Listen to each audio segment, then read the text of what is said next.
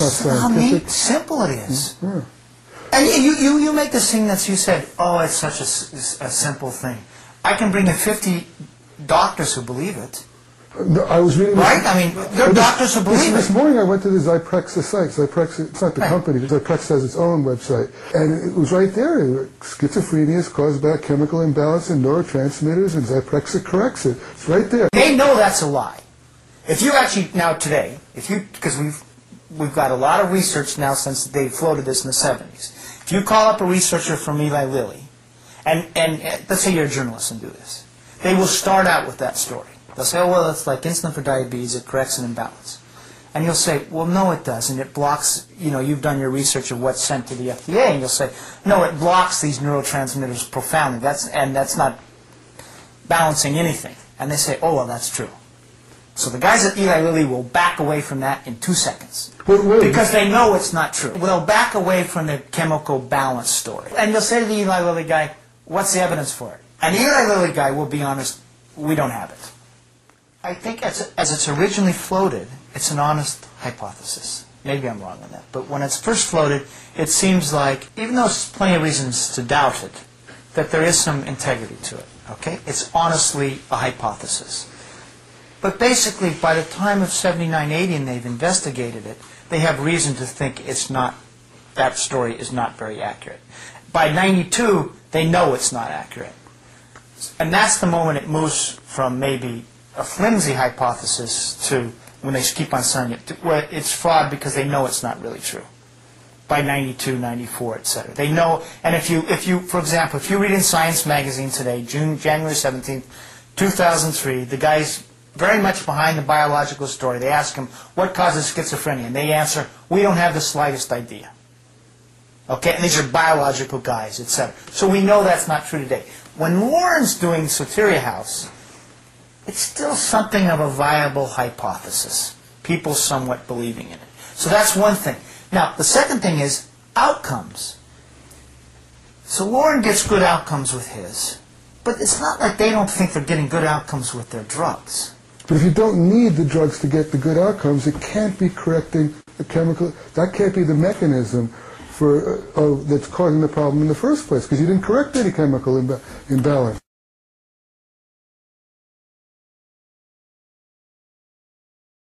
Well, the question is, what researchers know among themselves in terms of what the drugs do, and what might be a cause of schizophrenia, etc. So you go to the Zyprexa.com website and it says Zyprexa fixes a chemical imbalance, okay? So that's one story out there. But now I go to Science magazine, okay, which is a story that they're telling among themselves, and we're talking biological guys, Steve Hyman, Carol Domingue, etc. And Science journalist says, what causes schizophrenia? And they respond, we don't have the slightest idea. That's January 17th, 2003. So I think the precise thing is the mechanisms are totally unknown. So that's the story, and that's an accurate story, I think. So this description at the Zyprexa website about how it's a marketing thing. The people who are doing the research could not in any way support those kinds of statements. Absolutely not. And I asked a guy from Janssen, which makes risperidone, why do you make these statements? It's like insulin for diabetes. He says, well, it gets people to take their drugs. It's a story that they can understand. That's what they tell you. And I said, so it's not real? They said, no, of course not. We know it's much more complicated, etc. But it's a way to get people to take their drugs. This is a guy, for example, that was big in risperidone research. In fact, he was the top guy. And now he says, you can't use that. He starts screaming at me. He says, you can't use that. But at that point in the interview, he's saying, no, it's just it's a simplistic story. They know there's a game going on. They all back down. You do the interviews as a journalist. Here's what happens. They all say it's like insulin for diabetes. Then you say, well, no, it's not. No, you say, what's the evidence for that? And very quickly they say, okay, it's just a metaphor to get people to take their drugs. That happens all the time when you do interviews like this. But this guy who's telling you that it's a good way to get people to take their medication, this story, this fairy tale that they're writing, inventing, he doesn't feel that there's any obligation to tell the truth then. No, because he believes the drugs are good, or at least so that they are effective. Well, okay, now we get to that point, then how do we go back to Loren's research that shows that without drugs we can have better outcomes, and we haven't even talked today about the damaging side effects of these drugs, the serious damaging side effects. Yeah, no, well, I mean, the thing is, it's not just Loren's study, okay? First of all, Loren replicates it, but it's not just one isolated study. The WHO data, too. Well, there's the WHO data. There were 2 other studies in the 1970s. You mentioned one that started in '69, Rappaport's study. Okay, here's how compelling it is. First of all, there's 3 studies of this sort, in generally that I could find, NIMH funded in the 1970s, that took newly diagnosed patients and either put them on standard drug care or some sort of experimental form of care. Soteria House was one. Rappaport and the one your wife was talking about the other night, Will Carpenter's study. In those 3 studies, each time the relapse rates, which is the rehospitalization, or however you're going to define relapse, okay, but generally, return of psychotic symptoms, etc., to some level. Each time on that target symptom. So we're looking at, this is the target symptom that the drugs are supposed to improve. The most important it's the reason for the drug taking.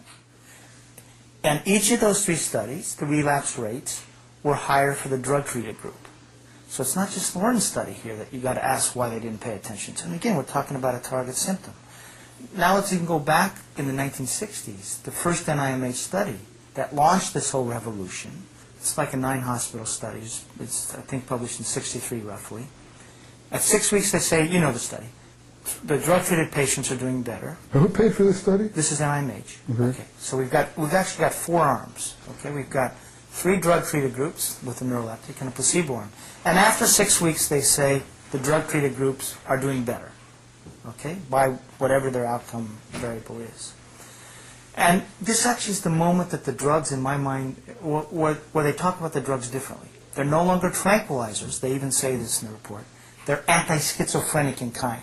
So we're moving drugs that came into use for retarding motor movement. That's the moment. And they say this. They're not tranquilizers. They're anti-schizophrenic in kind. But what happens a year later when they come back? The relapse rates, the hospitalization rates are highest for the 3 drug-treated groups. So that's also telling us on the target symptom that something's going on with those drug-treated patients that's causing some biological change that's increasing their vulnerability to relapse over time. So all I'm trying to add here to this conversation is it's not just Loren's study that has to be ignored. There's a body of evidence. Right. And then the WHO evidence comes in. That adds to it. There was who was the guy who replicated your study in Switzerland? Chompy does his Soteria House in Switzerland, and he writes surprisingly. So in other words, if he has a bias, it's still towards the drugs. Surprisingly, those patients who received no or very little medication had significantly superior results. So it keeps adding up, and I think the point is, it's not just one study, but it's something that repeats from all these different angles. And now you have to ask the question, why is it ignored?